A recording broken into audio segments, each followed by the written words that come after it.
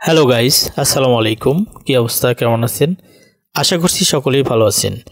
ওপেনটেল dollar reseller calling card বিকাশ ফ্যাক্সিলোড company থেকে সবাইকে শুভেচ্ছা জানাচ্ছি। আজকে আপনাদের দেখাবো আইটেল সুইচ রিসেলারের মধ্যে কিভাবে কল রিপোর্ট বের করতে হয়, অর্থাৎ আপনার ক্লায়েন্ট কোন নাম্বারে কত মিনিট কথা বলেছে, কোন ডেটে কথা বলেছে, সেটা আপনি কিভাবে আইটেল সুইচের রিসেলারের মধ্য থেকে বের করবেন। আজকে সেটাই দেখাবো। সবাই ভিডিওটা শেষ পর্যন্ত দেখবেন।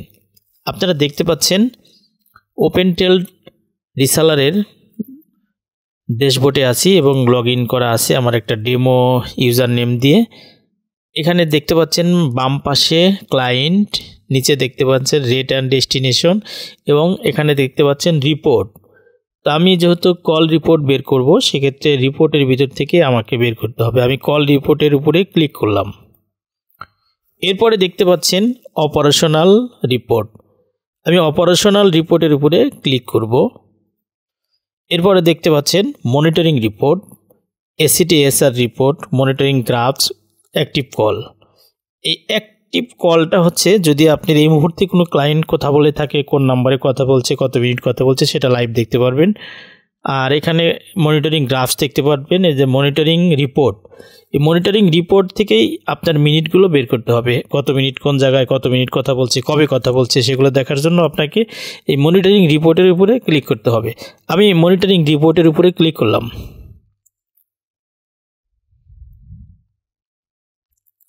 এবার দেখতে পাচ্ছেন মনিটরিং রিপোর্টের এখানে ফর্ম লেখা আছে, অর্থাৎ আজকের যে ডেট 17/3/2025 এবং টুতেও 17/3/2025।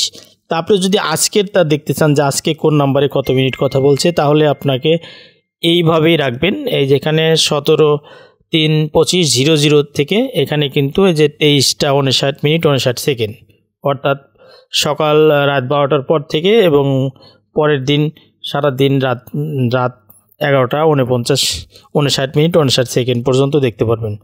তো আমার এই ডেমো রিসেলারের মধ্যে কোনো কথা হয়নি, অনেক আগে হয়তো কথা হয়েছিল। তো আমি এর জন্য আমি ডেট চেঞ্জ করে দিব, পিছন করে দিব। অর্থাৎ আমি ডেটটা দিব 2022 সাল দিলাম। 2022 সাল জানুয়ারি মাসের 1 তারিখ দিলাম।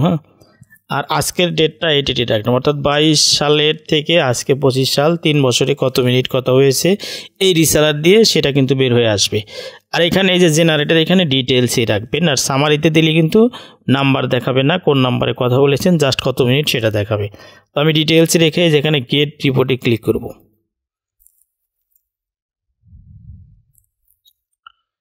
এবার দেখতে পাচ্ছেন মনিটরিং রিপোর্টে কিন্তু আমরা একটা ড্যাশবোর্ডে দেখতে পাচ্ছি স্ক্রিনে যে এখানে সামারি ইনফরমেশনে দেখতে পাচ্ছি টোটাল কল হয়েছে 52টা এবং বিল হয়েছে, ডিউরেশন হয়েছে অর্থাৎ 159 মিনিট, আর অ্যামাউন্ট হচ্ছে $1.96।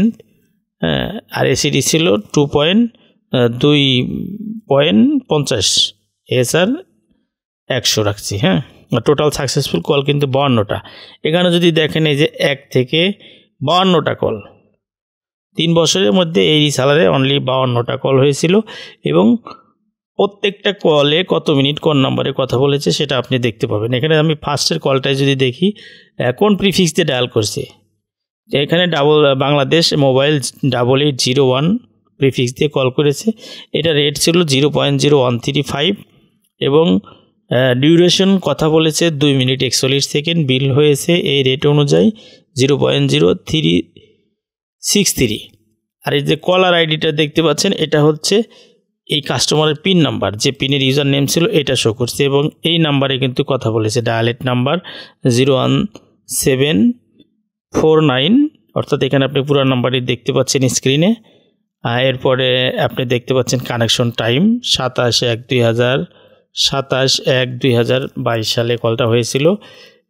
13টা অর্থাৎ 1:08 মিনিট 41 সেকেন্ডে কানেক্ট হয়েছিল এবং ডিসকানেক্ট হয়েছিল 11 মিনিটে, অর্থাৎ 3 মিনিটের মতো কথা হয়েছে, 2 মিনিট 41 সেকেন্ড।